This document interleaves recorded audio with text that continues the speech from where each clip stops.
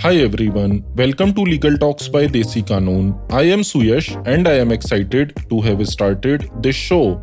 On today's show, we will discuss the case of Balasubramanian and Another versus M. Arockiasamy dead through legal representatives, wherein the Hon'ble Supreme Court discussed the scope of Section 100 of the Code of Civil Procedure 1908 that deals with second appeal in civil matters.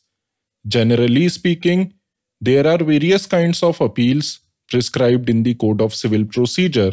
For example, Section 96 of CPC provides for appeals from original decrees.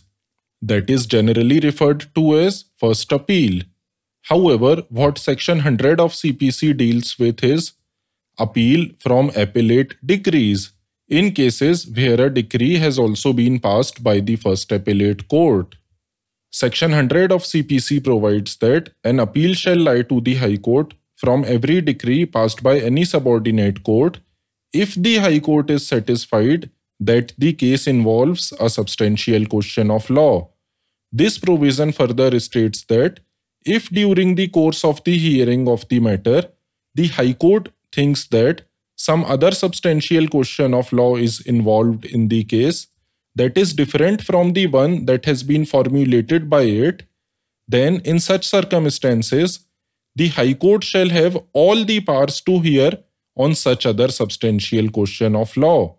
The important thing to note here is that Section 100 talks about substantial questions of law and not questions of fact, and ample power has been given to the second appellate court to frame any substantial question of law that it may deem fit. We will not be discussing the facts of the case at hand as the same are not required for the purposes of this show. Now let us understand the pertinent observations by the court that succinctly explain the scope of Section 100 of CPC. Firstly, the court observed that if substantial questions of law are framed in a case, then the High Court ought to deal with the same in second appeal. Secondly, the court noted that when there are concurrent findings by the trial court and the first appellate court, interference with such findings is not justified with unless some grave error apparent on the face of the record is visible.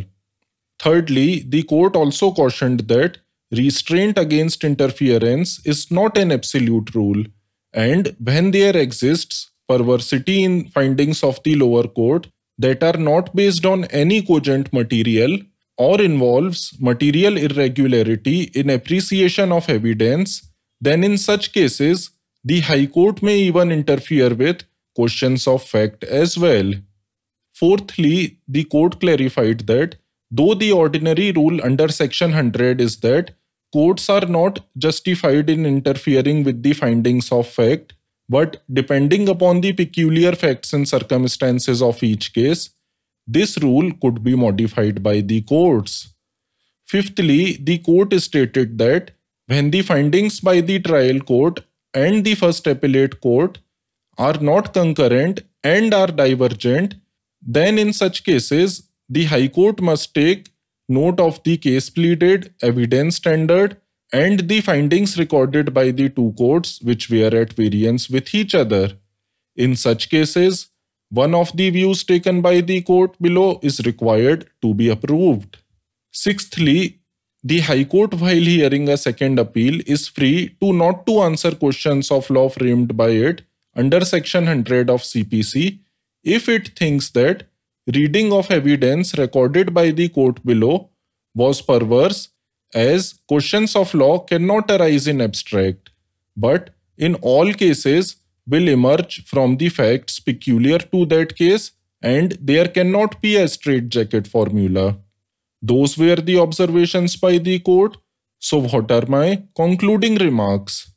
I think that second appeal under Section 100 of CPC is a valuable tool in the hands of the litigating parties to challenge perverse findings or perverse appreciation of evidence by the courts. Civil procedure and laws are quite complex, and such provisions have an underlying basis that to err is human. Judges are not gods and even they can make mistakes. More so when the facts and circumstances are not in black and white but in hazy shades of grey. In such situations, it becomes imperative that the litigating parties are not left remediless in case justice has been denied to them by the courts below. Hence, I hope you enjoyed listening to the show. Thank you for listening. Please do not forget to like and subscribe us. And if you have any comments, please make them in the comments section. See you next time. Till then, stay tuned.